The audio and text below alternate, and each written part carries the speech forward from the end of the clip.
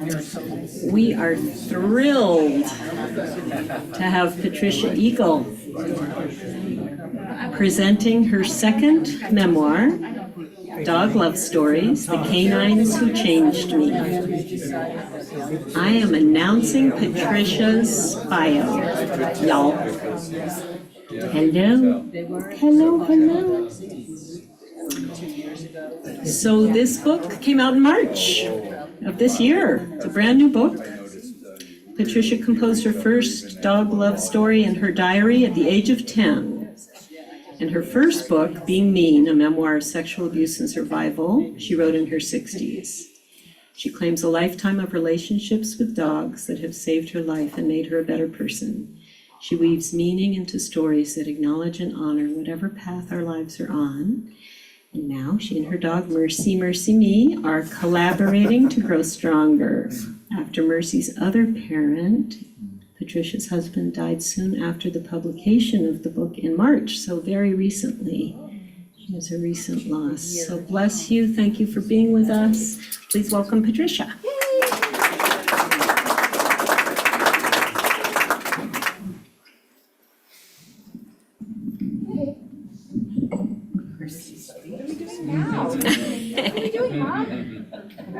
What's next?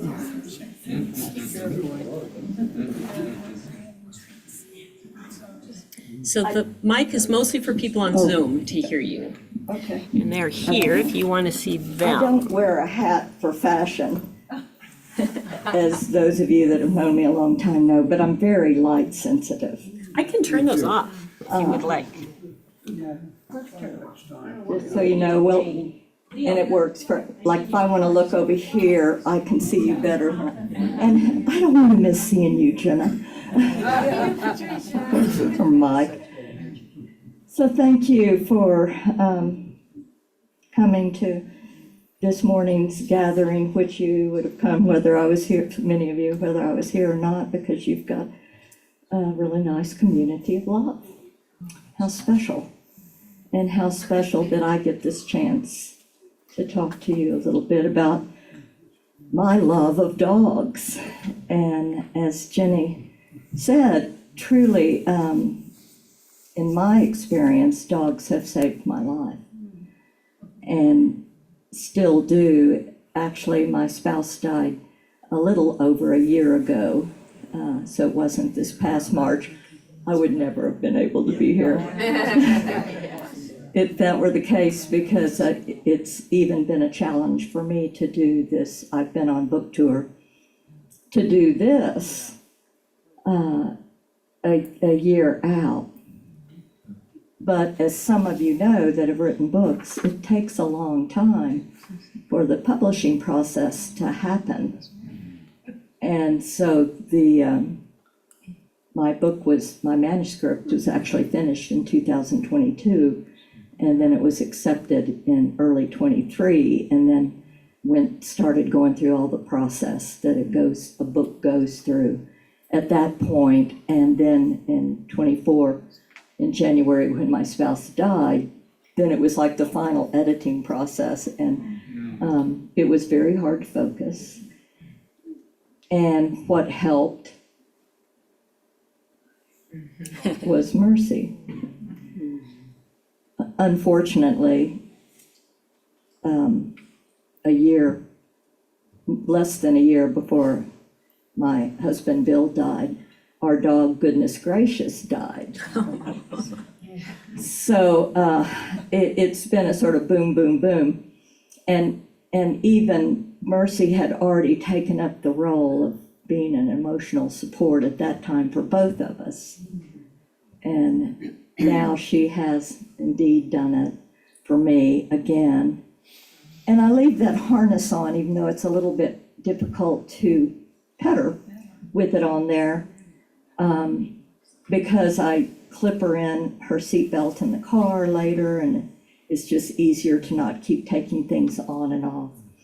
But she does love having you pet. She likes, I'll let you know, she likes soft touch. She doesn't like a rough behind the ears kind of thing. So just wanted you to have an idea of that.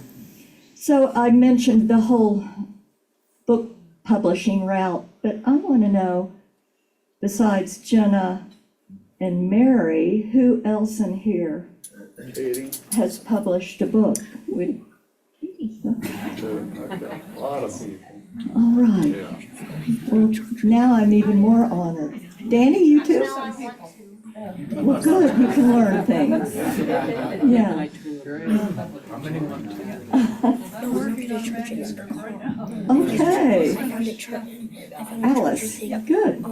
We'll talk about that sometime. All right. Well, then I'm even more honored that you're here because you know what it's like to go through with all that. But here, take this. So I decided to do this second memoir because, once again, I tell you that I had finished the manuscript in 2022. Because I had become aware, well, there's the story about how the book was conceived, but that's in the book, which, of course, as an author, I hope you will buy and read. But I had realized how much I'd learned from my animals. And I've had cats too, and I do appreciate cats. But I've been more of a dog person because some very important people in my life are allergic to cats. But I became aware how much I'd learned from my dogs and how many gifts I have been given through those lessons. And then life shifts. And I can look out there and tell that there are a lot of you that have been through life shifts because, in ways we wear our lives, right? But how many life shifts I've experienced through loving and losing my dogs. This was before I'd lost my person. Just realizing what I had learned and the gifts and those shifts through loving and losing dogs was just so powerful. How many of you are animal? You would consider yourself an animal person? Danny, I saw you with Mercy. You seem like an animal person. Not really? My dad has the animals. Okay. All right, so there are a lot of you. I mean, whether it's a cat, dog, alpaca, horse, lizard. I had a roommate with a lizard. Really, I found out a lot about lizards. So now I'm guessing that a lot of you have lost an animal or a person. You know what you go through in doing that. So the title of my book is Dog Love Stories, The Canines That Changed Me. And so, of course, people have said, well, how'd they change you? And right at first, I don't really remember what I said, but I reflected on how it seemed like it was very deep, what I was saying, and I thought, I know they've changed me deeply. And at this point in time, what I believe has been the biggest way that my dogs have changed me has been how they've taught me to be more responsible in how I love another. And, initially that was in how I loved another dog, but truly through my love, becoming more responsible in how I loved dogs, I think that I became more responsible in how I loved my husband. So to give you an example, I used to have a habit of being busy. And I actually thought I was sort of important, for whatever reason. But busy, I had a lot of stuff to do. I'll talk to you about it later. Or go on. And and then those of you know Bill, he was not busy. He was a very chilled out person, and he used to always say, "Darling, slow down." I'm like, I can't. Got stuff to do, and darling, slow down. And I did slow down first with my dogs, and I was like, oh gosh. I thought I knew it all with them. I really thought that it was all, that I knew what was going on, and when I slowed down and started listening, I really appreciate you listening to me so well, Mercy. She likes this part of the story. She's like, I'm waiting to yell, get to me. But I started feeling like, one of the things I started doing was I began talking for my animals. And I found out, I thought, oh, this is sort of silly, but then I realized, I felt like that some of my animals were saying things that I hadn't thought of. So it was like, okay, well, maybe this is some of what listening was. And then also, of course, with my person, I found out that when I slowed down and really listened, that I wasn't right as much as I thought I was always right. It just felt good. It just felt good to slow down. So that learning, I've learned how to be responsible and how I love another. And, that includes friendships. I try not to rush my phone calls or my visits. I do get real tired of texts and emails, but I like the actual one-on-one time. Of course, my life is much more lonesome now than it used to be when I had somebody around 24 hours.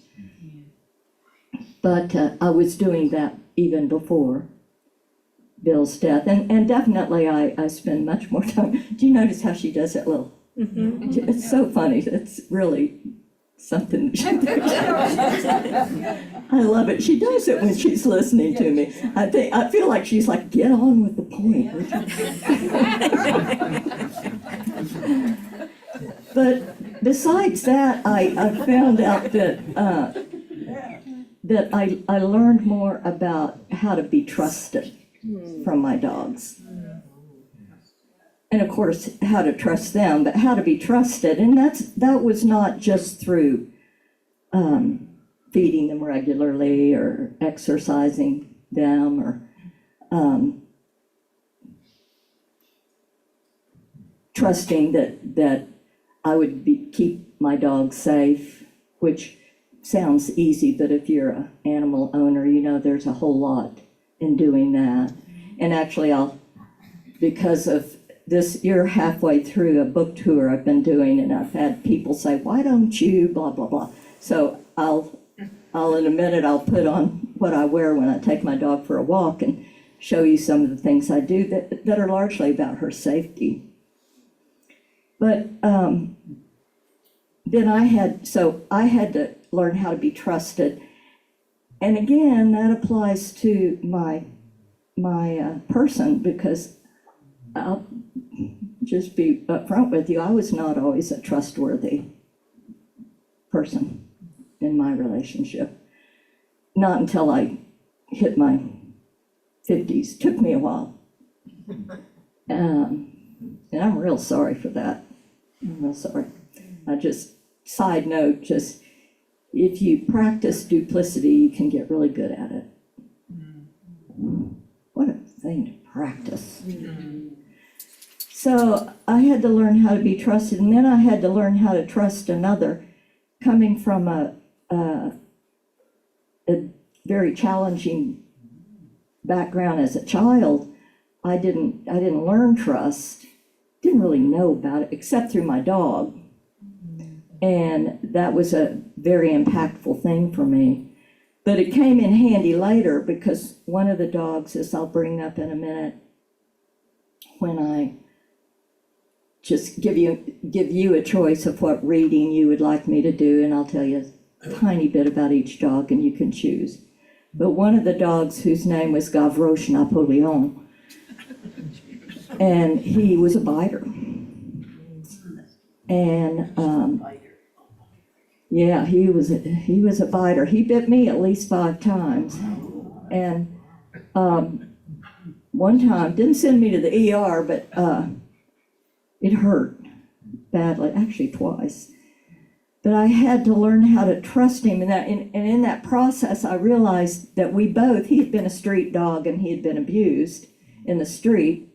And I thought, okay, so we both have this background of being reactive and some abuse, and we sort of came to a meeting place, but it took about 2 years, you know. But so learning how to be trusted and trust, and how I can be responsible and how I love another.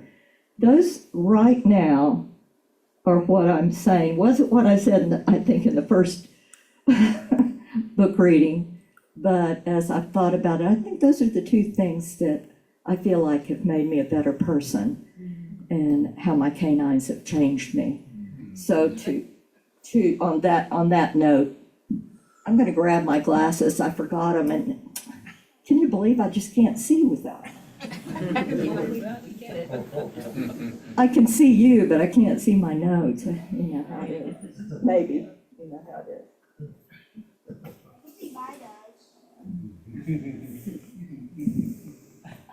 That was for me or not. So one other note as we talk about riding and dogs, I found one of the most powerful things in life is learning what I love to do. And maybe you found that too. And I do love having dogs. I love being in a relationship, friends, and I actually really love being married after I learned how to do it. And I do love dogs, and I love riding. I don't know if you ever heard the Gloria Steinem quote that she said that riding was the only thing that she did where she didn't feel like she should be doing something else. And that is true. I do feel like that, but I have learned that I love community, and I really I'm from Alamosa, so Kathy McCurdy's over here. I had no idea she was going to be here, but she's from Alamosa as well. And we live in a wonderful, wonderful community. And I do love nature. It's really important to me to be outside. And I wanted to bring that up before I don my very old hiking vest. Also, I have, in my experience, I love having balanced mental health. And for me, that takes effort. It didn't come naturally.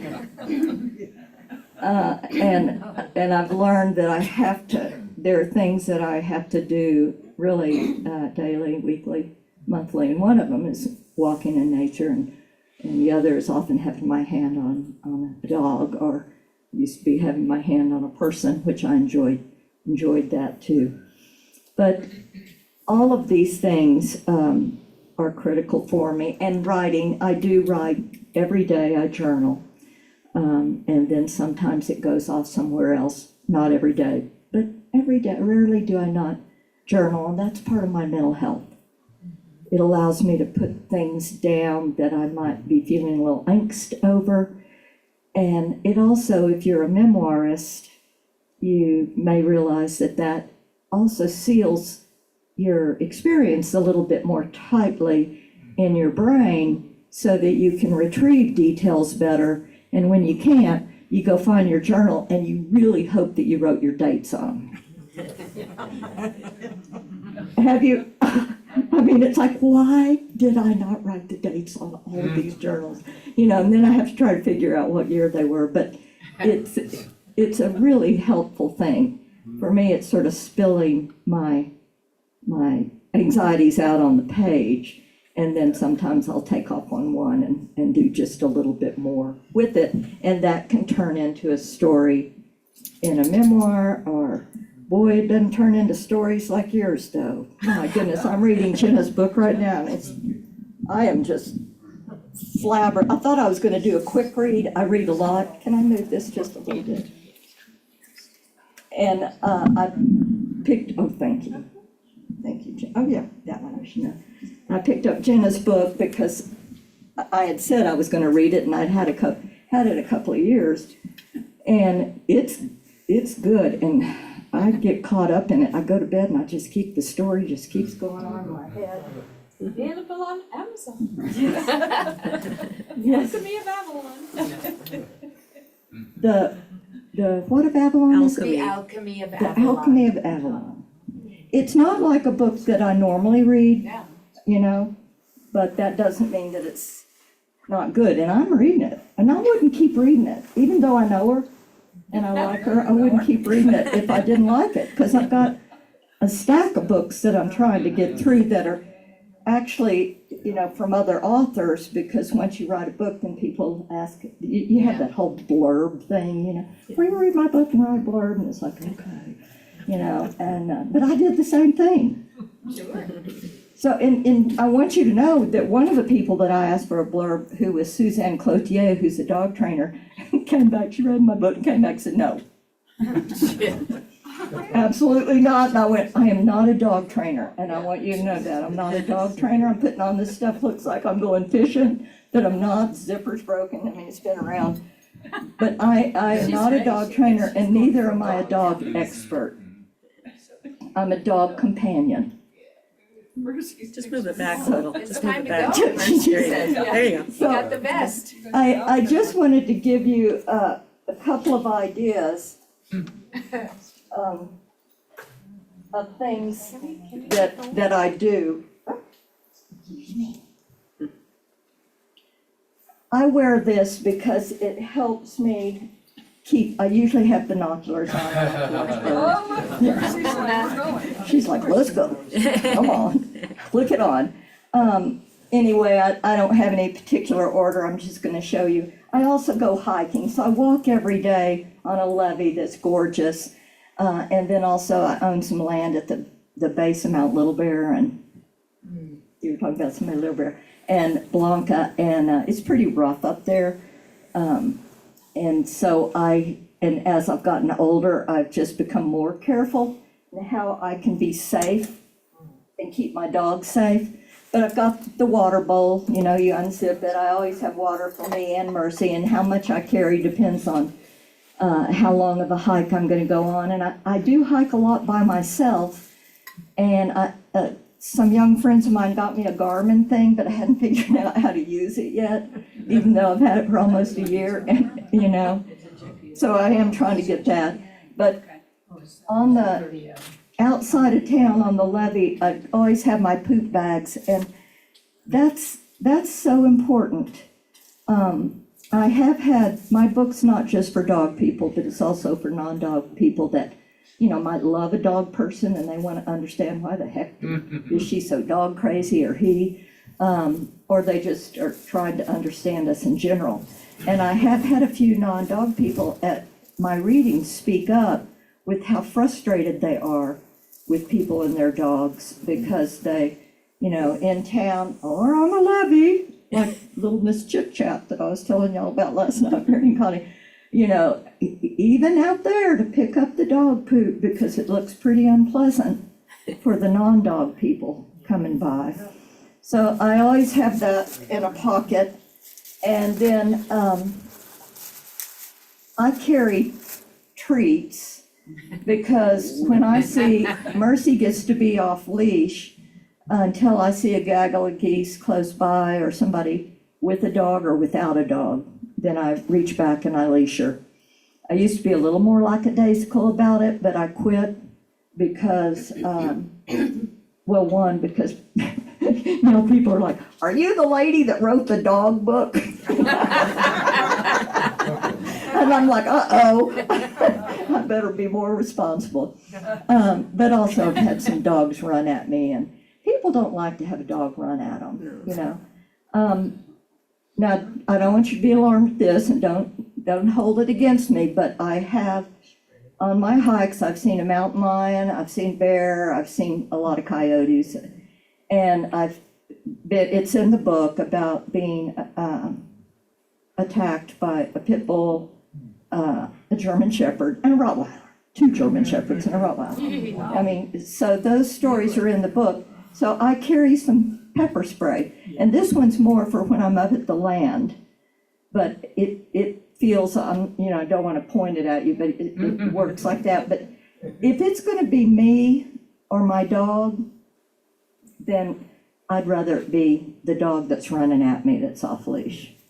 And I will spray, and of course you got to be aware of the wind and Alamosa and all that stuff. But that's important stuff. I recently got this because last time I was on a walk up at the land, I saw this huge rattlesnake. And Mercy came when I called her, and I was really glad. And I thought, what if she hadn't come? And I was about 1.5 miles from my car. And so I thought, okay, I've got to get a sling. So I bought this sling, and I'm able to put it on her, and I can carry her over my shoulder. Now, it'll injure me because she weighs 30 pounds, and I'm not that strong, but it would work. And you know how it is, like, Adrenaline. yeah, I had a dog that got hit by a car one time, and I thought I could have carried her for who knows how long. I had so much adrenaline. This came out, and I just wanted to make note that I always carry Mercy's shop records with me when I travel, because if something happened and I needed to board her, then I would have them. They might be able to get it online, but if somebody else was responsible, I just keep them in the glove box. So you may do that, but it's one way to be responsible. There are different kind of leashes during birding season. I've got a thing that goes around my waist that I can attach this here, and I can attach to her so that I can have both hands to watch the birds. So, it's sort of like I have a closet of different coats, and Mercy's got a basket of different harnesses and leashes. She actually, this is her dog seat belt, which I only started doing this fairly, I attach it to her and then it sticks into the seat belt. But I had a sudden stop not too long ago, and even though I have a hammock in the back where she stays, she flew into that hammock, and I thought, they make dog seat belts, why haven't I used that? I mean, sometimes I'm really slow, This, like when I go stay with Maggie and Becky, and it's so dark out there, and there's no little backyard, I turn this on, I charge it, and I can let Mercy out, and I can see where she is because it lights up.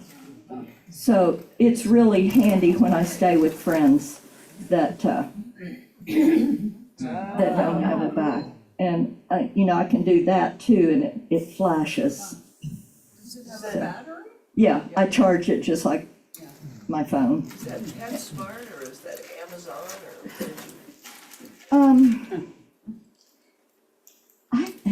Some friends gave me this, Annie and Patty, and I think they got it at a pet store. Let's see, then the last thing, I do believe in extend leashes too. Sometimes it's just handy, it gives her more room to sniff and all that. So that you don't think that Mercy's a perfect dog, I want to let you know that she has, from the get-go, she has a little leash aggression. So when another dog comes that's on a leash, I mean, if she's off leash, she's like, hey, how you doing? For a good day. But if she's on the leash, she can. She's protecting you. Yeah. She's taking you for a walk. I don't totally buy that. I know people have said it, but so Mercy. Come here. So I know a lot of y'all are probably aware of these things, but that's why I like this harness too, because it has a clip on the other side. She always shakes when I put a leash on her. But I can direct her, it's sort of like reining. If you go, no reining with a horse. So I can, if the dog's over here, I can pull her over here, and I can also distract her and, see, good, easy, easy. Thank you, Show mercy. thank you. So, just,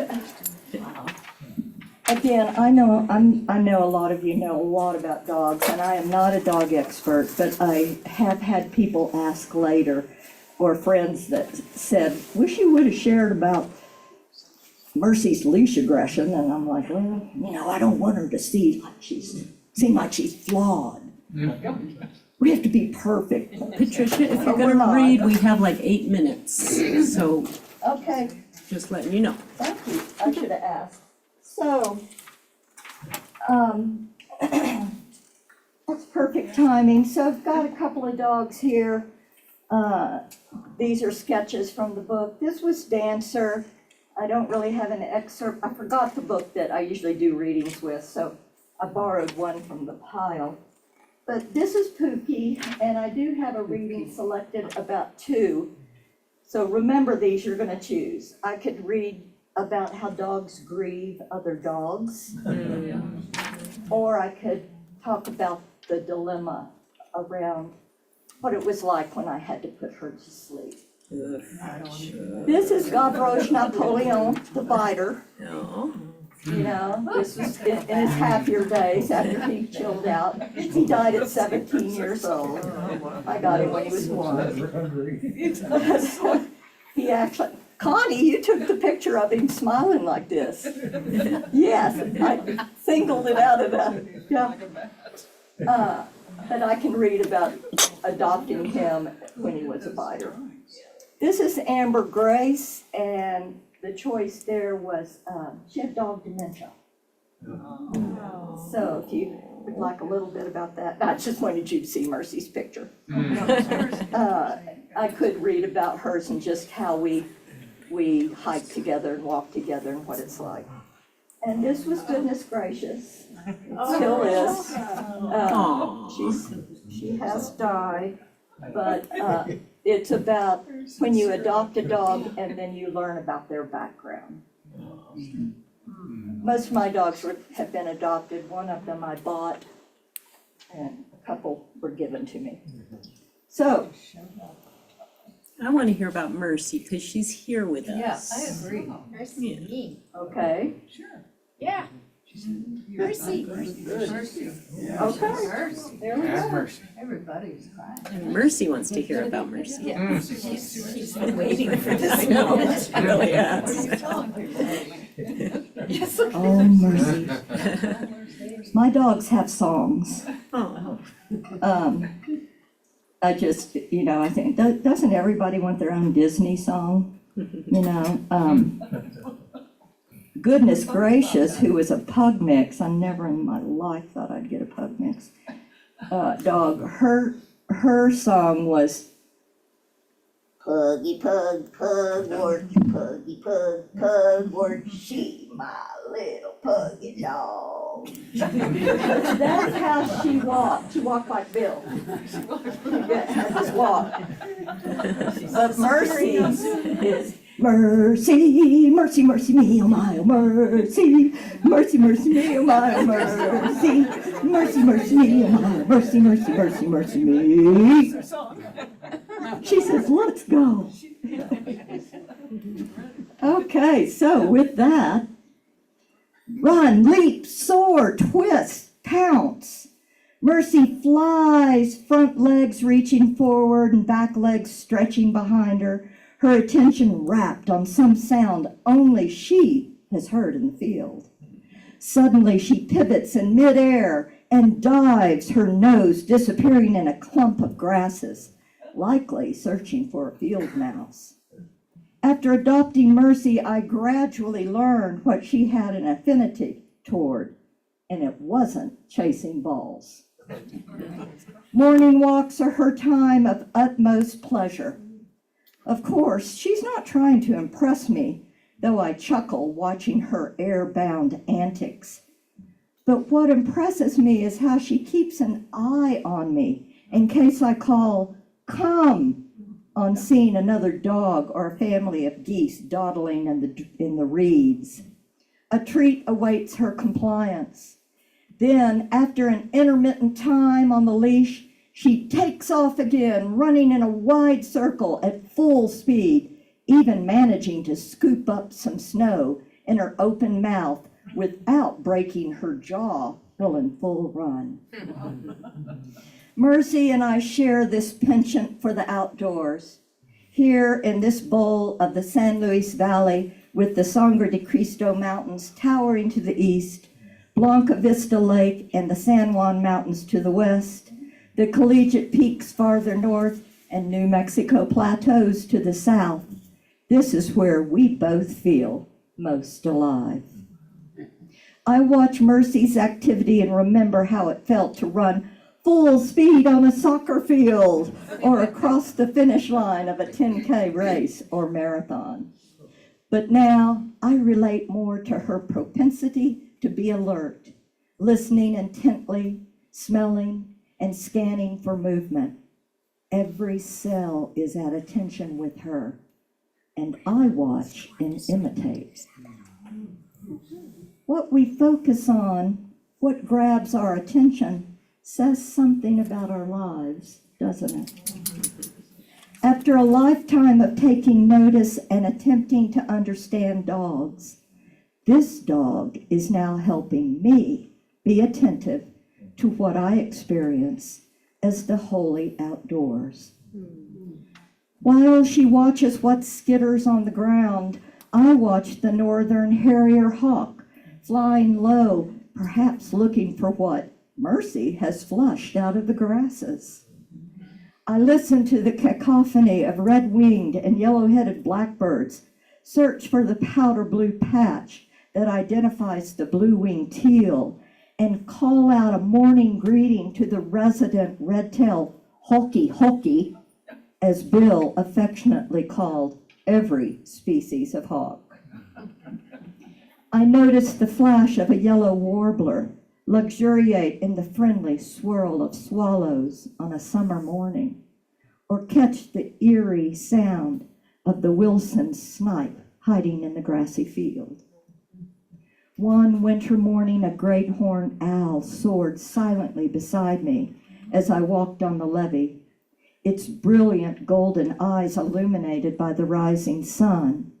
Then, suddenly, a loud scraping split the morning air, even stopping Mercy in her tracks as the lake's ice cracked and curled like a frozen wave breaking. For me, this is how I experience walking my prayers, with my ears and eyes wide open. I have deepened my relationship with the earth I walk upon, this land I call home, the creatures with whom I share it, and the air I breathe. Mercy and I are collaborators, accepting these mystical invitations from nature to be as present as possible.